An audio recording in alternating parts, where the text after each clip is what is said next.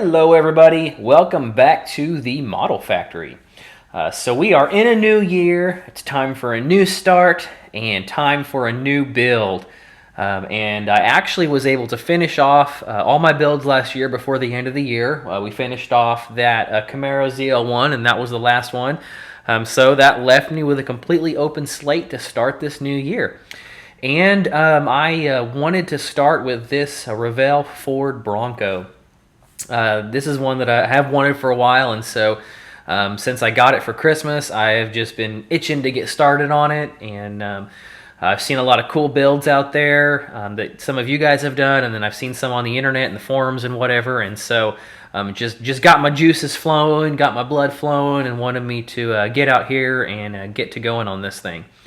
So, yep, this is it, guys. This is what we're starting on, and this is what's going to be on the bench here in the Model Factory. So I'm going to remove this because I wanted to tell you guys a little bit about kind of what my plans are for this thing.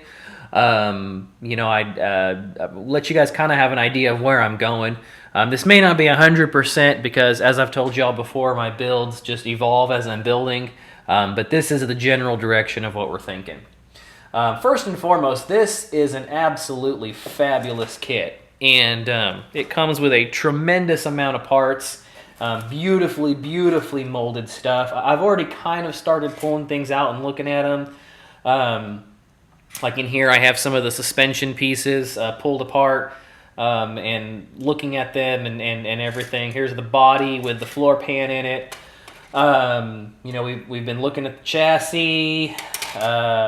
These are the stock tires that come with the kit. And so then, of course, we've got all the rest of the beautiful pieces in here. I love how some of this stuff is molded. Like the hood here, it has these vents in it at the top, and those things are actually open, which I think is fantastic. That's just really good detail, especially for Revell. Another thing I wanted to show you guys is, I haven't taken this out of the plastic yet, but if you look right here, you can see this is the grill down here. And that also is cut through. Normally, the grills have a backing on them so you can't see through. This one, you can see all the way through it. You can see there, you can see the, my skin color through it. Which, again, just absolutely fantastic detail for Revell. I'm really hoping this is the future of what we can look forward to from any newer kits that they are bringing out and newer tooling that they're bringing out. So anyway, with that being said, I'm going to show you guys what I've been thinking for this thing. Now, I'm not going to build it box stock, obviously, because when have I ever built something box stock? Maybe a couple of builds, but not that many.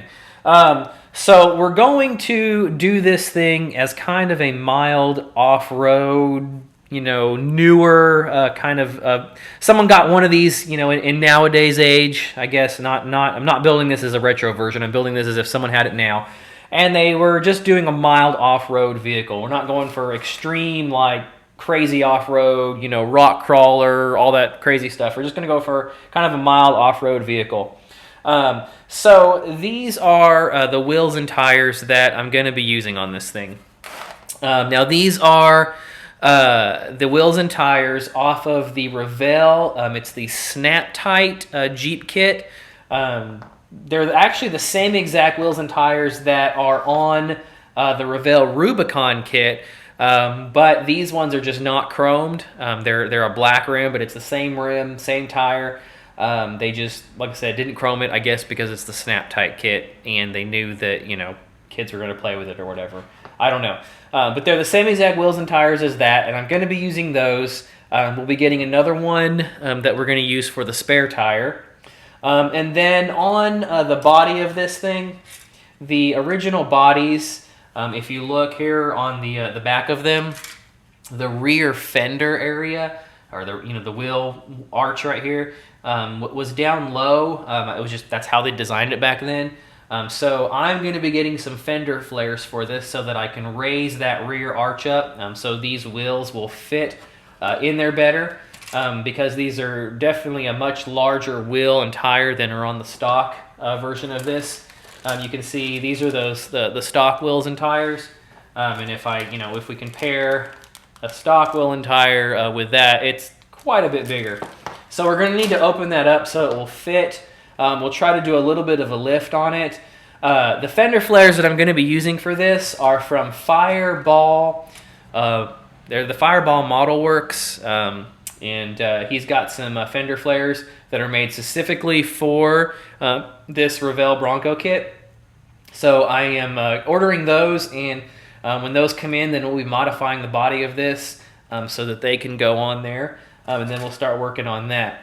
Now, as far as, the interior and things like that, probably going to use most of the stock parts for that. I don't know about, other seats. I may do some other seating option. We'll see how it works out, but probably we'll just go with the stock seats. Now, when it comes to the engine on this, we're going to do a little bit of modification there. This is where I'm still kind of up on the air on. The engine at this is the V8 engine that came as an option in these. I believe it was a 302. Please correct me if I'm wrong, but I believe it was a 302 that was in these. And so I'm either going to go two ways. The first way is I would basically just keep this thing carbureted, and then we will use some Protec parts to upgrade the carburetor, probably put a Holley on there or something, and then upgrade the air intake system on it.